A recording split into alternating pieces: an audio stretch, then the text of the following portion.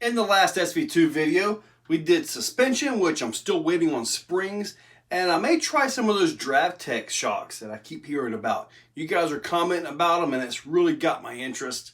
That may happen. I do have the purple springs or the light springs on the way for this. I don't believe they're purple for the SCX though, but they're on the way. We're going to make this thing down. Right now, it's pretty tall, but for this video, we got the rest of the electronics. That right there. Let's get started. So this is it. The suspension is pretty much topped out right now. It's tall. When this thing actually sets where I want it to be, it should be down about right there. In the front and the back. So this whole thing has to come down to around that right there. So, and I put this nose to nose with Superlite 1, and at about that height is about a ½ inch lower at the body. So that means any weight that's up from the body itself will actually be lower and have a lower center of gravity. Now, another thing that's a major difference between this and SV1, the dig unit. And yes, that does add considerable weight in the chassis. I have the plastic adapter here that I could probably make work and take the clutch off, save a little bit of weight there, but we're just going to see how this thing works out. I've kind of lost hope on the 3 pounds even, but I'm hoping to at least get 3.5. Now, here's the Holmes Revolver V2 snub nose 1400. Let me see, I stuck a pinion gear on this that I'll try out. Hopefully that'll mesh up and work right. Now this is another one of those prototype silent ESCs that I got from Pete. Holmes is really close to releasing his, so really close. I'm probably going to once I get this thing actually running, put some of that silicone sealant on it, just in case I splash a puddle, which that's not what I want to do. And then obviously the 10 amp BEC.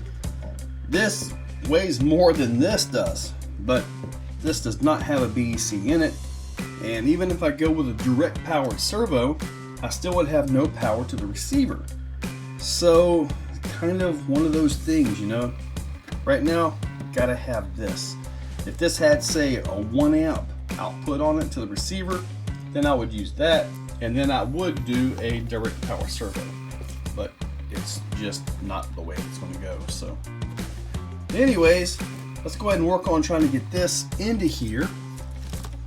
Yeah, it's pretty darn light, guys. Get that into there and hopefully get this thing to turn the tires.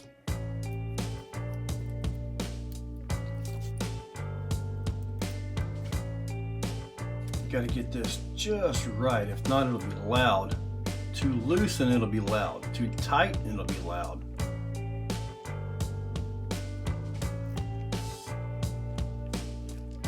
This thing should be nice and quiet. So I'm pretty sure I got this taken care of now. Looks awesome. You can actually feel the mass of the motor on that, so that's pretty cool there. Now the battery is actually going to mount with Velcro right on top of the servo. Now, hopefully I can make that work like I did on Superlite 1.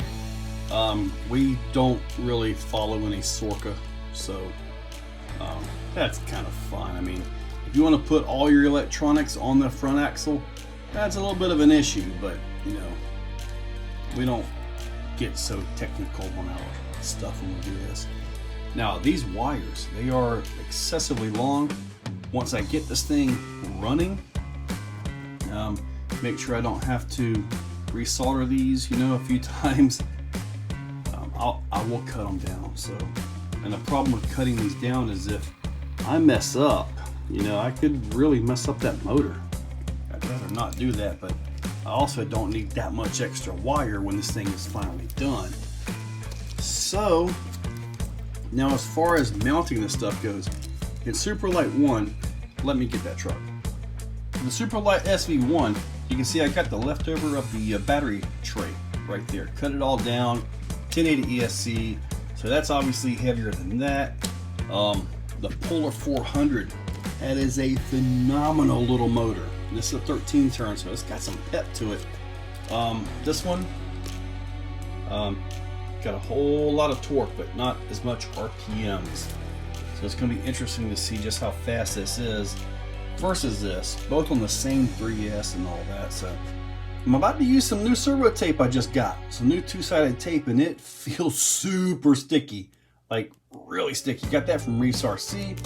Got that with the special edition Raw 500 for autistic kids, autistic people, and all that. Is a charity servo, so this one will go on a shelf. It will not be used. At least I don't think it will. Ended up getting the 45s, which is cool. So anyway, we're about to stick this, which is actually part of the body I cut off. I decided to make a little bit of a electronics tray, and it doesn't need to be much. So I'm just going to stick this down right here, just so we can at least get a drive in a little bit, even something here on the table. Well, here we go, guys.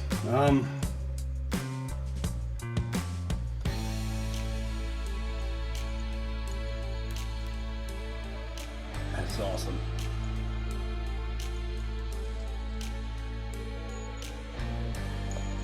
This thing is so quiet.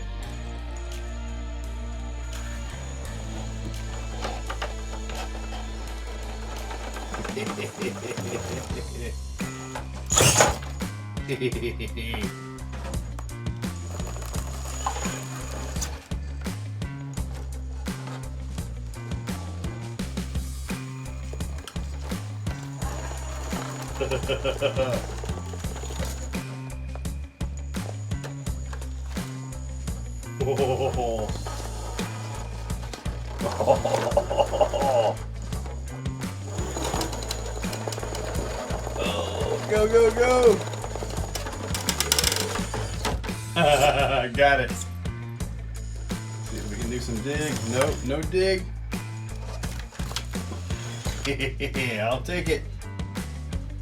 Guys, it's starting to get dark out here, but I do want to at least, speed is halfway decent. I can't beat up on it too much. Nothing's really anchored all that well, but suspension is all wrong still, so, but we're still going to crawl it. Let's see what we got here.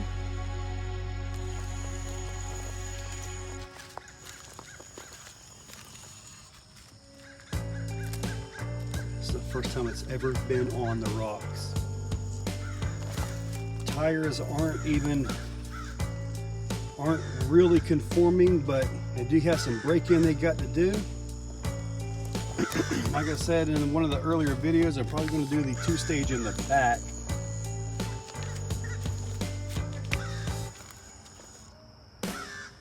I'm not going to roll it with everything exposed. Suspension is just crazy stiff on it right now.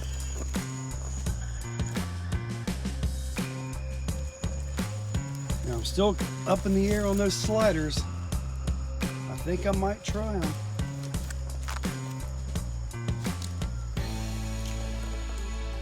I gotta say, the thing is driving great right now.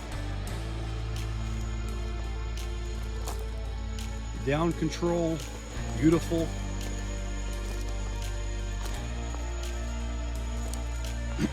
So, you know, we're heading right over to the nasty, and why not? Let's give it a shot. Let's see what happens here. Let me get over to the other side and see if it can do it. All right, let's see if I can get this. Suspension is wrong, not even where it should be. Tires are not really conforming like what they're going to be once I get them broke in a little bit. There's no overdrive in the front end. I do not have any of the brass on the front either. Ooh, you know what? I forgot.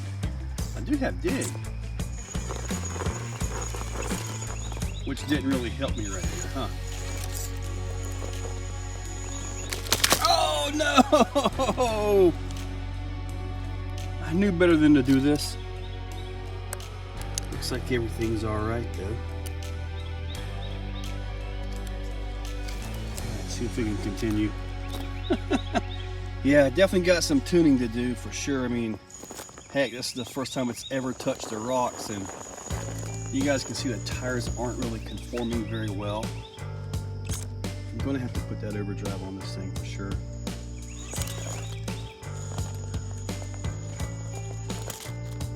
The steering is super sharp, but without the overdrive, it just kind of pushes. It does more pushing than as far as the... And that suspension is so stiff right now. So stiff. But this is interesting though. I mean, if it does get this, that will be a good thing, which it's out of the groove right now. No. Not gonna happen. Now, this is one of the spots where I have an issue with Superlite as well, Superlite 1. But I do believe I'm gonna be able to get that with this one. Once I get this thing tuned up and get that front end flexing. It's not even flexing much at all right now. That thing is up in the air, the whole front end, so look at that, it's not even flexing at all. So that front end is just so stiff and it's got no weight on it at all. So it is what it is, and I think I'm gonna leave it at that. Scale is zeroed out, it's in grams. I'll bump that up to ounces. Let's get the SV1 on here. 2,123 grams, 74.9 ounces, 4 pounds, 10.9 ounces. So now we get to put this guy on. Let's see what SV2 has. Feels lighter by a pretty good bit. 1,620 grams, 57.1 ounces, 3 pounds, 9.2 ounces. Let's put these brass pieces on here. 3 pounds, 14.3 ounces. So that puts it under a pound lighter than Superlite or SV1. Guys, for a first run, untuned, wrong springs, no throttle curve, the tires weren't even flexing very well for a first run. This thing's got a lot of potential. Oh man, can't wait to get this thing finished up. Still kind of undecided on the body.